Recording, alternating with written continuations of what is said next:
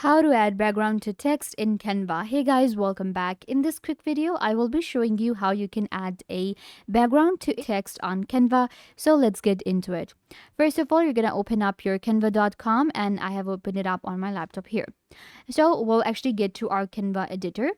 So this is our editor right here, and let's say you add a text on Canva.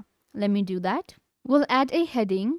So let's say this is my text, and now I want to add a background for this text. For that, you're going to go to Elements. In Elements, you're going to go to Lines and Shapes and select this square like this. Why we are selecting this? Because we can actually move around this square freely and we can change the colors as well. So first, I'll place it here and change the color. Make sure this color is different than the text. So let's say I want to go with yellow. So I'll select this color and now you can see the color has been changed.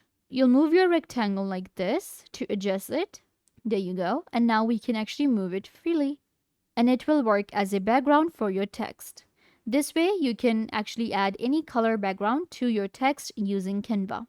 If you want to make it transparent, you can click on these three dots at the top, Transparency, and you'll be able to make your text or your background transparent, like so. This is how we add background to a text in Canva. I hope that I was a big help.